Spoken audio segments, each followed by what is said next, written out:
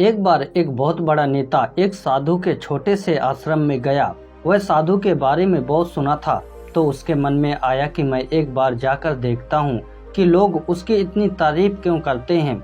जब वह उस आश्रम में गया तो वहाँ पर एक छोटा सा कमरा था जहाँ पर एक कालीन बिछा हुआ था। वहाँ पर कुछ लोग नीचे बैठे हुए थे और साधु जी सामने बैठे हुए थे। कुछ सवाल जवाब चल रहा था। वह नेता उस आश्रम में आया और उस नेता के साथ में 4 बॉडीगार्ड भी थे और उसकी यह आदत थी कि जहाँ पर भी वह जाता था लोग अपनी जगह से खड़े हो जाते थे और उसकी तरफ देखते थे, हाथ जोड़ते थे और सर झुकाते थे। लेकिन यहाँ पर ऐसा कुछ भी नहीं हुआ। साधु व्यस्त होने के कारण उसकी तरफ देखा तक नहीं। तभी नेता को लगा कि यह मेरी बेइज्जती है और वह इस बात से गुस्सा हो गया। नेता ने थोड़े गुस्से से साधु की बात को बीच में काटते हुए कहा कि मैं आपसे कुछ कहना चाहता हूँ।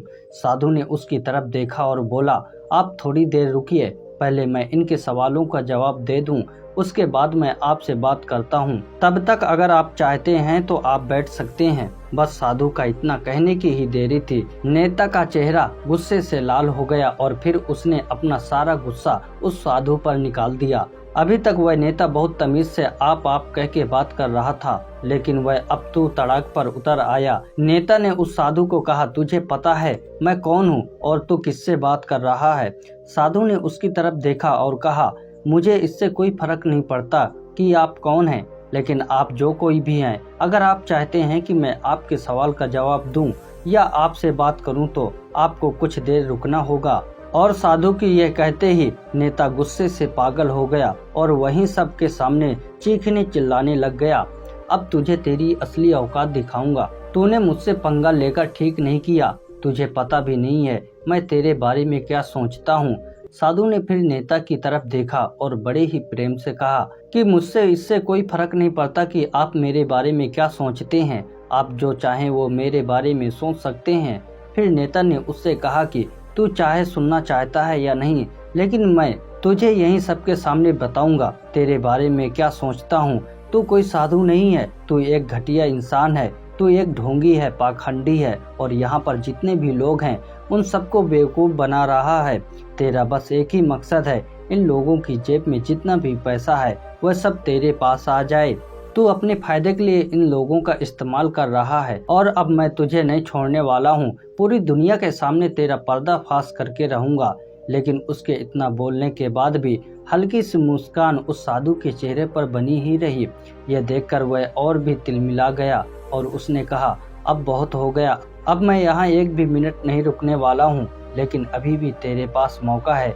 अगर मुझसे माफी मांगनी है या मुझसे कुछ कहना चाहते हो तो कह सकते हो।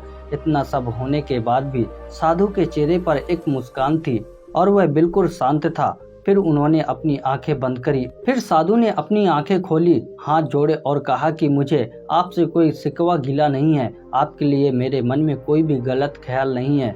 आप जो भी मेरे बारे में आपने कहा वह आपकी अपनी सोच थी, तो मुझे आप में कोई भी बुराई नजर नहीं आती है। मुझे आप बहुत ही भले इंसान लग रहे हो। और साधु के इतना कहते ही नेता का दिमाग 7वें आसमान पर पहुंच गया। उसके चेहरे पर एक अजीब सी खुशी थी, क्योंकि उस साधु ने वही कहा जो बाकी सब लोग उस नेता को कहते हैं। और वह खुशी खुशी उस आश्रम से अपने घर की तरफ चला गया और घर जाकर अपने पिता के सामने बैठ गया। उसके पिता ध्यान में थे। उन्होंने पूरी जिंदगी सिर्फ लोगों की सेवा करी और बदले में कुछ भी उम्मीद नहीं किया।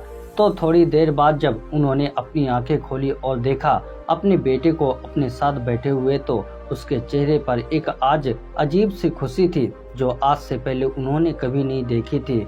फिर उसने एक एक करके सब कुछ बताया कि आज क्या हुआ, किस तरह से वह आश्रम गया और वहाँ पर क्या हुआ, उसने क्या कहा और साधु जी ने क्या कहा। जब उनके पिता ने पूरी बात सुनी तो थोड़ा सा मुस्कुराए, अपने बेटे को देखकर बोले कि उन्होंने तुम्हारी तारीफ नहीं करी, क्योंकि उन्होंने वो नहीं कहा जो तुम हो। उन्होंने वह कहा कि वो खुद हैं और तुमने जो भी कुछ उनको कहा वो नहीं कहा जो कि वो हैं, बल्कि तुमने वह कहा जो तुम खुद हो। यही बात वेदों में भी कही गई है, यथा दृष्टि तथा सृष्टि, ये दुनिया तुम्हें वैसी नहीं दिखती है जैसे ये दुनिया है। ये दुनिया वैसी दिखती है जैसे तुम खुद हो। जिसकी नज़र जैसी होगी उसके लिए ये दुनिया वैसी ही है।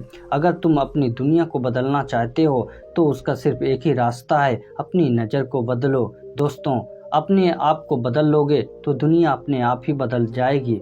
वीडियो कैसा लगा मुझे कमेंट में ज़रूर बताएं। यदि चैनल पे नए हैं तो चैनल को सब्सक्राइब जरूर करें। धन्यवाद।